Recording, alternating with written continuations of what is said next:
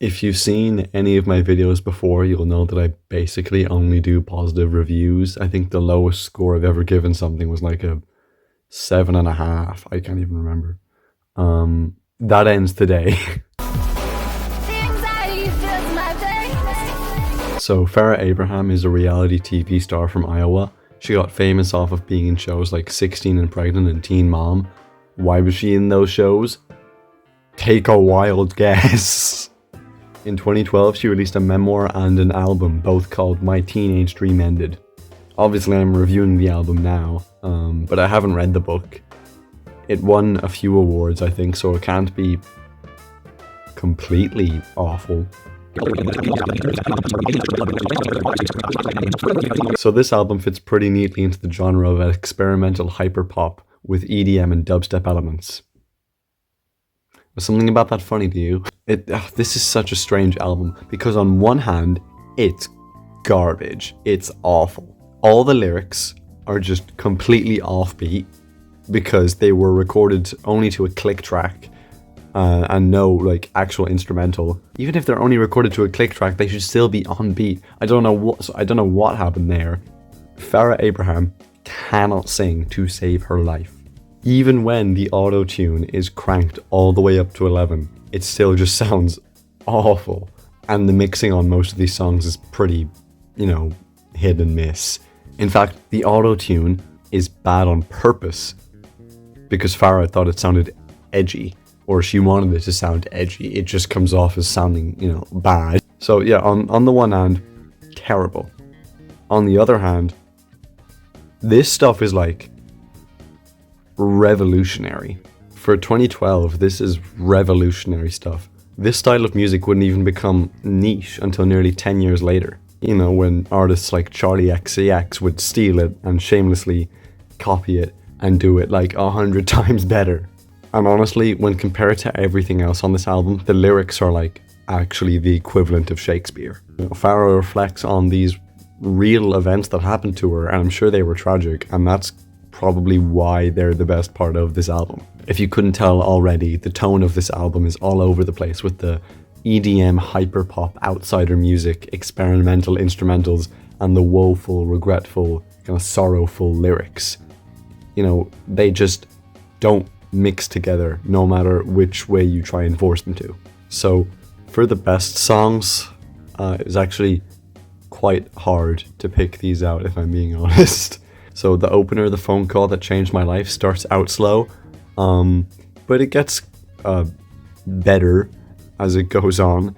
It has some of the most of the EDM and dubstep elements out of any song, and honestly, it doesn't have a lot of singing to drag it down, we'll say.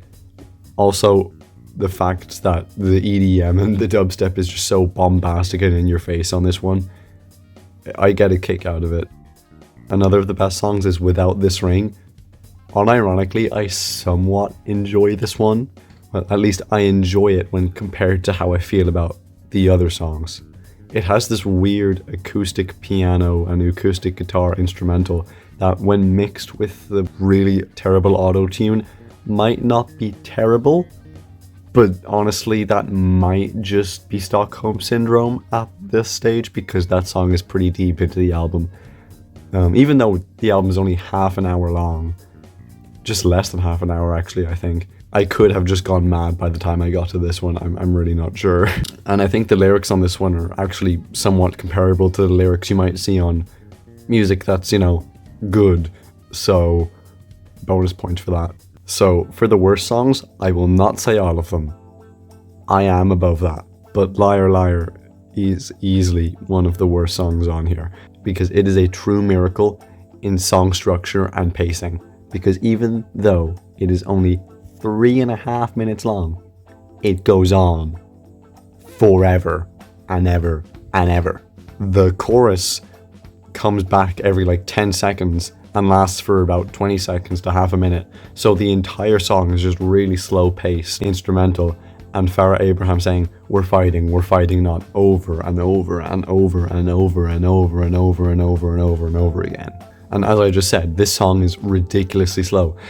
especially when compared to the song Without This Ring that comes just before it, that, as I said, wasn't completely terrible, and to the absolute dubstep fiasco that is Unplanned Parenthood that comes right after it. So another of the worst songs is definitely The Sunshine State. If you're familiar with story writing, you might be familiar with the concept of the hero's journey. And this song's a bit like stage 7 of the hero's journey, where the hero, just before the end, is at their lowest. You know, this is rock bottom for them. And I mean that in 2 ways. Firstly, on this song, we see Farrah kind of try to forget her woes by drinking and partying and things like that. In a way, it kind of reminds me off of Send It Up, the penultimate song off of Kanye West's album Yeezus. It's also like stage 7 of the hero's journey because it's close to the end and it's easily the worst song here. Like, the fact that off of an album like this, I can easily pick the worst song is like actually an achievement in of itself. Like, the fact that there's all these bad songs, but then there's just this one that's just so much worse.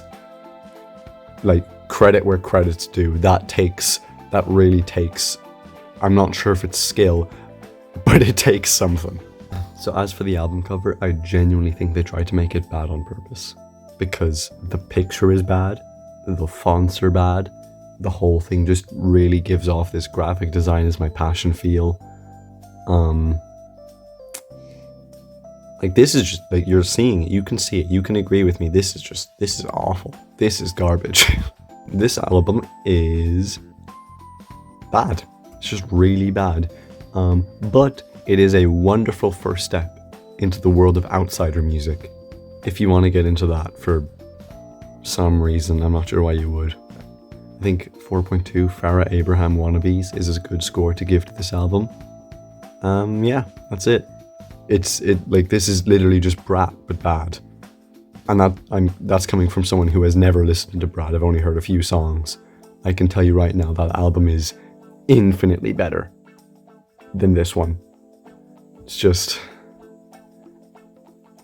honestly, listen to this album with your mates, because there's no other way you're gonna enjoy it. Yeah. Alright, bye.